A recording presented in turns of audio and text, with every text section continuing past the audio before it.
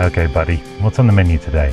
A very clever human named Stephanie Allaire has created a retro computer called the Foenix F256K, housing a real Western Digital 65C02 processor. That is gorgeous. She reached out because she needs our help to spread the word about the device. Okay. She sent one to us, complete with a floppy disk drive like mine. The device has 512K of RAM, 2 SID chips on FPGA, plus OPL3 sound. Wow. A tiny Viki video chip, cartridge support, and 66-key keyboard. And it's waiting on your desk for you to diffuse and explore its retro goodness. Something I know a thing or two about. I am the ultimate retro computer, after all. All right, I think we can manage that. Okay, buddy, take me to the studio. Punch it.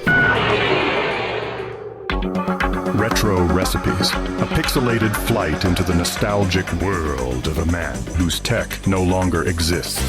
Ladyfractic, a grown-up young loner on a crusade to champion the cause of innocent childhood nostalgia, the curious, the powerless, in a world of distracting peripherals that operate above old-school law.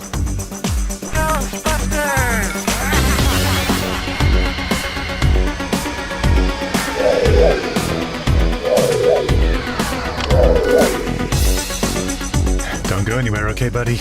Good heavens, I thought Michael was difficult.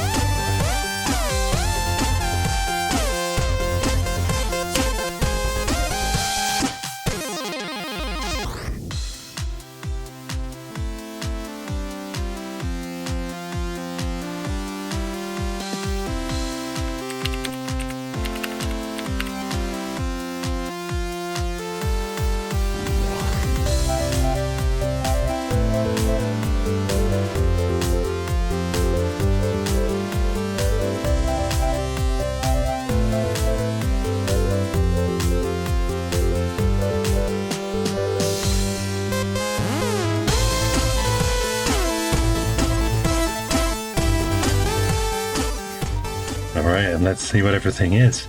This is our processor. It's a Western Digital W65C02S, and you actually get the opportunity to switch that out for 2 other processors. I'm guessing these are the flash memory. It's 512 kilobytes, and that's where all the kernel and ROMs and any games you flash can be stored. I think over here we've got our real-time clock, and this is the tiny Viki chip. This is basically the graphics chip. It handles all the sprites, all the text, the colors, that kind of thing. This is a RAM chip, 512 kilobytes of RAM on board, and of course more if we plug this expansion in. And then over here we've got the tiny Beatrice. Oh, wait, I get it. Beat, as in music.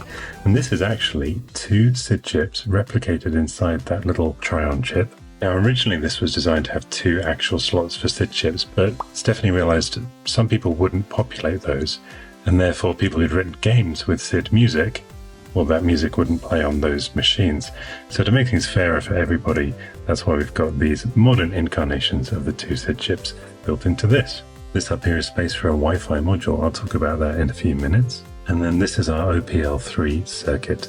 So that is a second option for sound, which uses the Yamaha OPL3 chipset. In theory, you could combine both and have 6 channels coming from the SID chip and then however many the OPL3 offers on top, and have a whole orchestra of retro computing goodness sounding out. Here we've got space for our Varta Destroyer of Worlds, which I won't be installing just yet, but that would keep the real-time clock time running and backed up. And then over here is codec business going on, and let's have a look at our ports. But first, this PCB really reminds me of PCB Way, where you can order your own great quality PCBs just like this one, starting from just $5, because as we all know, PCB stands for Phoenix Computer Board, with a P. Oh, and big thanks to Into the AM for providing my space age wardrobe for this episode. got stereo line out, headphone out. This is a basic serial port. That's our DVI video output. This is the Commodore IEC output, which means you can plug Commodore disk drives into this. More on that in a moment. This is a Nintendo NES or Super Nintendo joypad port. Again, another option and kind of following the lead of the Commander X16 there. PS2 support for a mouse. Don't need a keyboard, for obvious reasons. Mini USB, this is for flashing the kernel and other debugging business. 12 volts, 2 amps, power input there, power rocker switch, and a reset. And then finally on the side we've got our 2 joystick ports, Atari style this time, and an SD card socket. That's the SD card that comes with it. Which means it's time to go set it up. Come with me.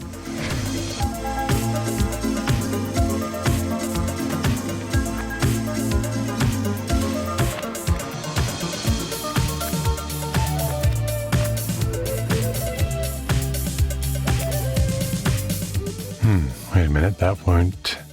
Yeah, I've got a problem here because this has a DVI output, and although it supports both digital and analog to VGA, I don't have one of those cables, so we'll have to switch this out for an HDMI monitor.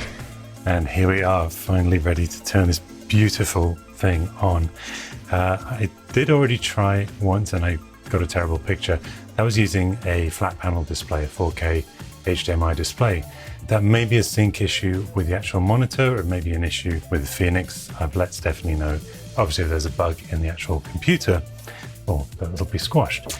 But I have got it working now with this display. I'm actually using my laptop, which actually poses an advantage, which I'll show you in a minute.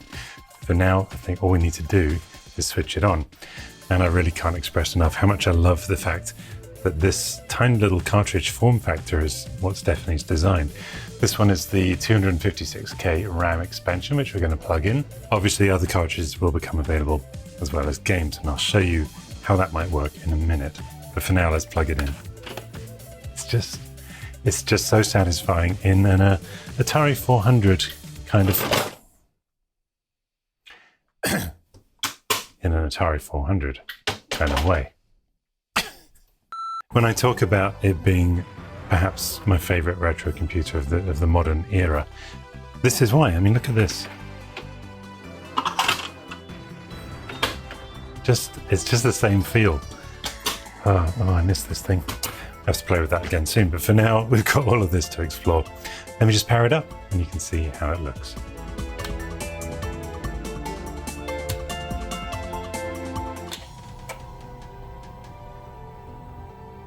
There it is, F256K. We are now in Super Basic, and the first thing I want to do is upgrade the firmware. Now, Stephanie at the moment provides an F256K updater program. You do have to run it on Windows, and there is another option, which is a Python script that you could opt for, which is a little more complicated. But the updater runs on Windows, plugs in here to the USB port at the back of the Foenix, right there. But there it goes, and then we're just going to run that program on the Windows, and I'll show you how we update the various different slots that represent the kernel and Super Basic and all of that. So let's do that now.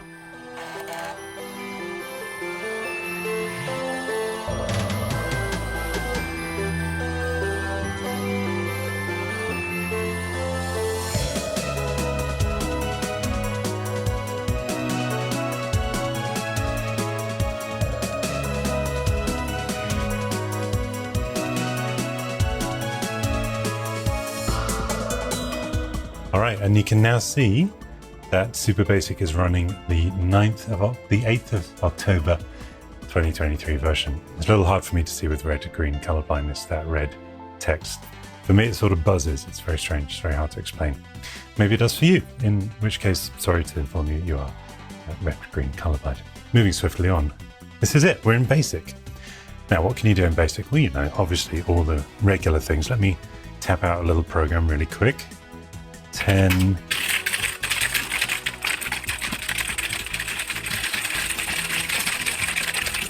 Enter.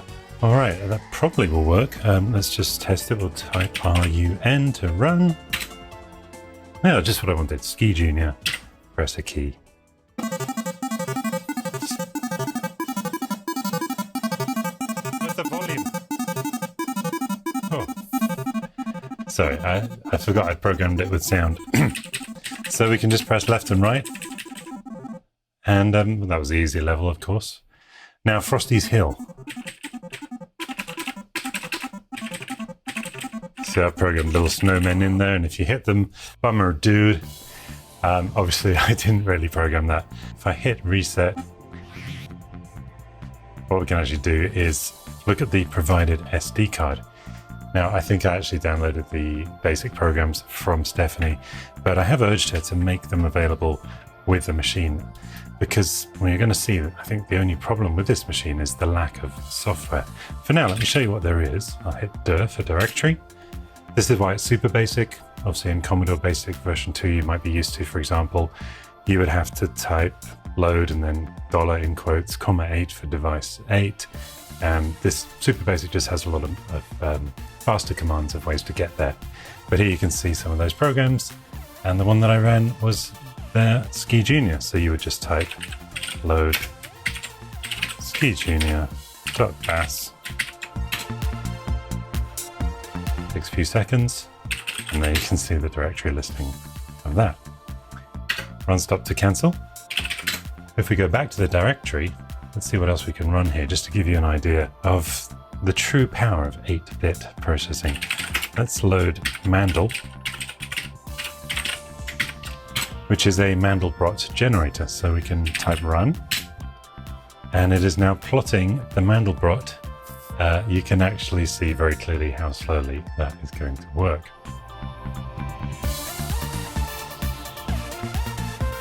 Well, 2 hours later, not kidding, here is the result.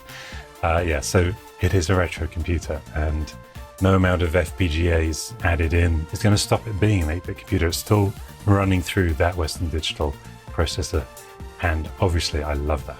I don't want this to generate instantly. Where's the fun in that? You got to go off, make a cup of tea, do all your Christmas shopping, and then come back. I really like the authenticity of that. But that's where I run out of basic programs to show you. However, there are a few programs written in assembly that we can load up. I think the way that that's going to work is that those kind of programs are going to come on their own SD card or on a cartridge like this.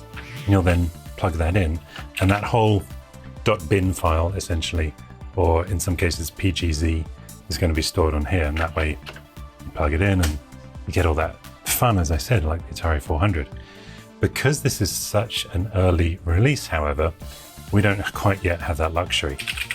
Now, I say early release, you might have noticed a few of my friends in the YouTube community released their videos as soon as the machine was available. I held off for a few reasons. One, I had a lot of projects to get through, but two, I wanted to see if other programs might transpire. And I think one or two maybe did, and certainly the firmware update came in since then. So we are at a slight advantage doing this now, but it's nowhere near the level of software that I wanted it to be. But let's, for now, simulate loading one of these newer games from, for example, a cartridge that it might come on.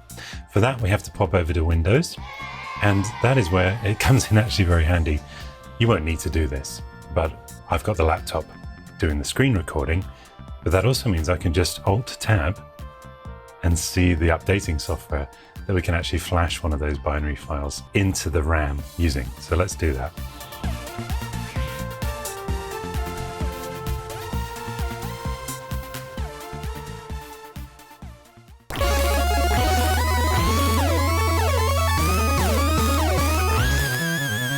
I think now is the only time that you've truly seen the power of this device.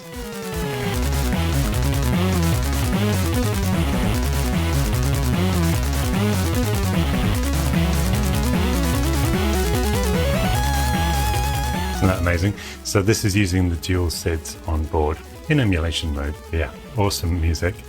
How about the game? Well, got my trusty QuickShot 2 Turbo. Let's try it out.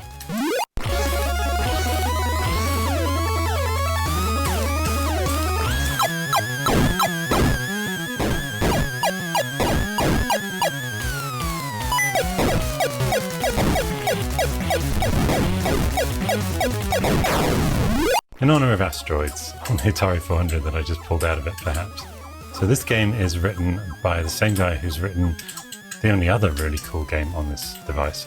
His name, I'll put it, it escapes me because I'm concentrating on dying, apparently. His name is Norman, and there are 2 really nice games at the moment on this device. That's really nothing, is it? But he's written them for his kids because that was his goal. That's what he wanted it for.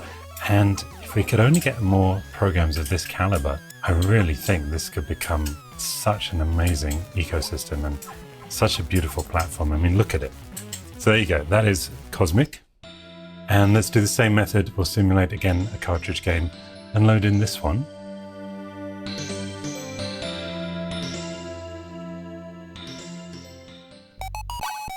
Here it is.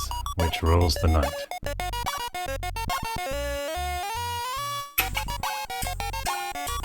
So it is designed only for 3 players, because again, Norman wanted it for his kids. So I guess there's 3 of them. There you go, that's how we destroyed the witch. Witch rules the night, not that witch. There you go, so it's a triple platformer, which is actually pretty unique. So you can imagine when you start to impede on each other's levels, you then get to fight each other.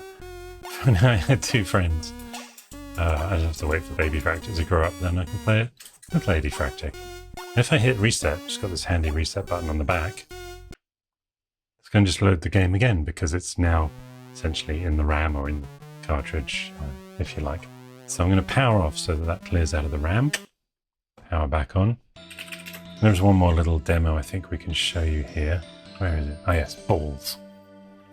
Because that actually also comes as a PGZ, we can run it using the built-in extractor. We don't need to go through the USB for that at the moment. So I'm going to hit /-, and hyphen is actually the name of the program, the name of the extractor. That's just the file name is a hyphen, but it just makes it super easy to load PGZ assembly programs. So let's try balls.pgz. There it is. So a little demo there. Yeah, it is actually quite blocky still, but just the design of those balls are nice and shiny. I'll just have a quick game of this while I talk to you about the final thing I want to talk about with regard to the computer before we look at the disk drive, which is equally, if not more, fun. And that is that lack of software. Now, Stephanie's obviously very well aware of that. And for her, it's been a homemade project. She's building these by hand. And obviously that means it's a slow process. But as a YouTuber, I kind of feel like we're in an unfair position. You look at someone like the 9-bit guy. Hey, Parafractic, it's the 8-bit guy. Or, as you like to call me, the 9-bit guy. That's 1 bit for parody, right? I was part of the Commodore X16 project, which is, of course, his ideal retro computer. But I think it's fair to say that whatever he came out with, people still would have bought it. Surely for the fact that, I mean, yes, he knows what he's doing and he had a good team. Michael Steele and Frank Vanden Hoff, then of course Kevin Williams doing the hardware side, and Perry-Fractic doing the visual design, the logo and the keyboard and all that kind of stuff. But I think even if we'd come out with something that was subpar, people still would have bought it. And that's simply because he has well over 1 million subscribers. So it's surely a visibility issue. You're going to get sales. Stephanie doesn't have that visibility, and that's not her fault. She just didn't set up a YouTube channel 15 years ago like the 8-bit guy did. I actually got his name right. I've been doing my channel for 5 years, so a lot less subscribers than that, but still doing pretty good in the retro niche. It is a very niche subject after all. But that's why I wanted to make this video as well. Not only that I just genuinely love the way the computer looks and what it can do, but I wanted to do my bit to help out smaller creators, because I think people like Stephanie, they deserve our help. I've not got any kind of vested interest. Commander X16 is out there, and you can tell from him having over 1 million subscribers, there's enough people out there for 3-4 retro computers in the modern era to do very well and all survive. And it's kind of becoming a bit like the Commodore 64 versus ZX Spectrum versus Amstrad CPC rivalry that we had back in the day. So actually, I kind of support there being some competitiveness. This is definitely one of the competitors, and I think it beats the X16 in some ways, whereas the X16 beats this in other ways. The X16 does now have cartridge support, and that's something that I pushed for way early into the product development. This, of course, has that cartridge support as well, so no-brainer, level neck and neck there. But then we move into the sound chips. Now the X16 doesn't have SID chips. It was something we wanted, but the ethos was all of the chips needed to be readily available, and you can't get old SID chips, and the modern ones are way too pricey, or that machine would have cost, double what it costs now. I'm not personally against FPGA chips. Let's just be real. I think if we were 10 years old and we had a Commodore 64 and we knew one of the chips was called the FPGA, we would have loved the computer nonetheless. We don't have to understand the FPGA to accept that this is cool. And that's really as far as my love goes. I don't start to then, draw barriers because it's on an FPGA or partly FPGA. It's got a real processor again. But then when you start to look at other things, like this has an option for its own disk drive, and it's really cool. We're going to look at it, as I said. And it's an integrated computer in a keyboard like the Commodore 64, but even more compact. So that's amazing. And that's where I start to think that it, in some ways, overtakes the X16. Although the X16 overtakes it in other ways. Pretty much everything on the X16 is socketed. So if you want to learn and understand how every part of the computer works, then you'd probably want to go for the X16 or something like that. I think this has a really specific market, and that's, I think, twofold. One, if you've got kids and you want to get a retro computer in the modern era and go through that whole process that you perhaps went through when you were 10, 11, 12 with your Commodore or ZX Spectrum, I really think this is the way to go, because it's just plug and play. Literally, the keyboard and everything's integrated. You've got the fun of the real floppy disks if you want as well. But yeah, it'll plug into an HDMI display if that's all you have. Those are the kind of things this has going for it. And the lack of software doesn't hurt that market, because you're probably the type of person that wants to learn or teach your kid BASIC or C, for example, which this is perfect for. Stephanie, in fact, has a YouTube tutorial of how to start learning C on this computer. So yeah, I think that's one market. And the other market, I think, is those people who just want to learn programming and do it in a retro form factor, not kind of pretend while using an emulator on their Windows or their Mac, for example. So if you fall into that category, I would implore you to put this on your Christmas wish list and support Stephanie and new creators like her who are struggling to find a marketplace, because it's a catch-22 that she's found herself in. In a way, without perhaps YouTube exposure or advertising, people aren't perhaps going to buy as many units if there isn't the software, but also programmers, and perhaps you're one of those programmers, aren't going to write the software unless there's a marketplace of users. And that again is where the X16 flourished.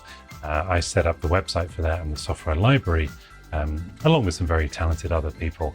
And we had, before the machine was even in a prototype, just from the emulator, we had scores of programs on there, dozens of them.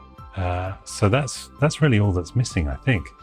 Get that going and we'll be laughing, and we'll have this fantastic thing around for a while and kind of watch it grow and flourish. I think this is really just a great package, and I'd hate to see it fail.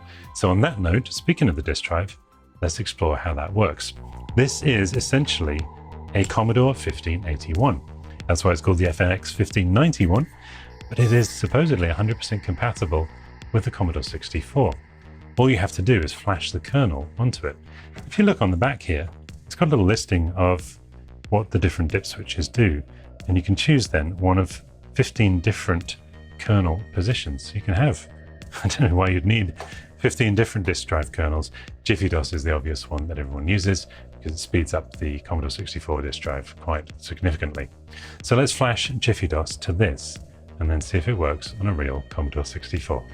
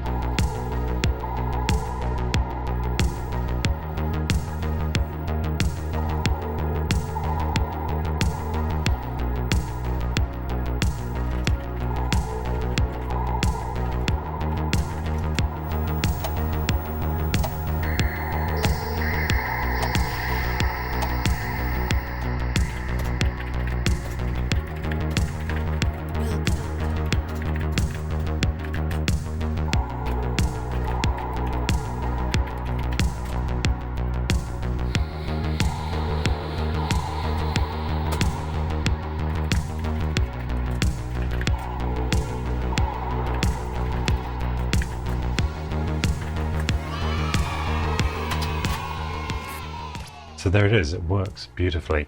And this, by the way, is my crystal clear Commodore 64, built using a case from the aforementioned PCBWay.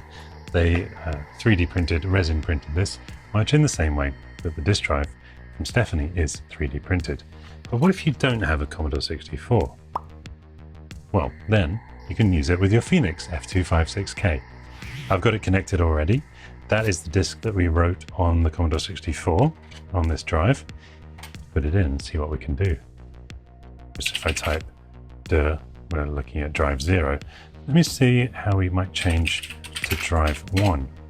Simple as that, I think. There it is. But let's imagine we didn't have that disk ready formatted. You just pop into DOS. How do you pop into DOS? /DOS. It's difficult, isn't it? And there we go. We can see we're in drive 0. So if I want to change to drive 1, I can hit 1:. Now we're in drive 1 in DOS. And DOS comes with help. So we can hit help, and there we can find our command to format mkfs, make file system. So we go mkfs, and then label. So we'll just call it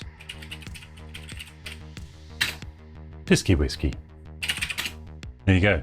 Now, I suspect if I hadn't already formatted it, it would take a lot longer. But hey, that saves both of us some time. Let's write a quick little program. And I'll call it Yo. Reboot. Nothing in memory right now. Load. Yo. Run.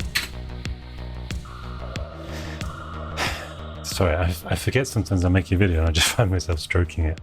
I really love it. Stephanie, you've done an incredible job, and I really hope people just get hold of this. I think I'll leave it there.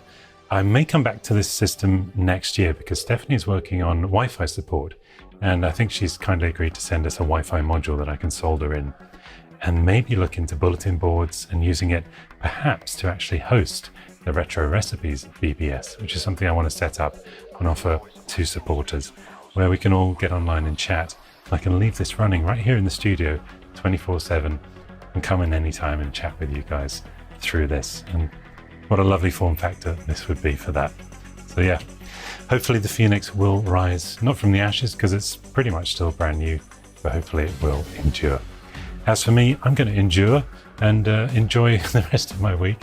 I hope you do too. I'll be back next time with another delicious retro recipe. Till next time, subscribe and support below. Thanks for watching. Cheerio. One man can make a difference, Perry. Or one woman. Or dog. The Fractics, lone curators in a vintage world. The world of retro recipes.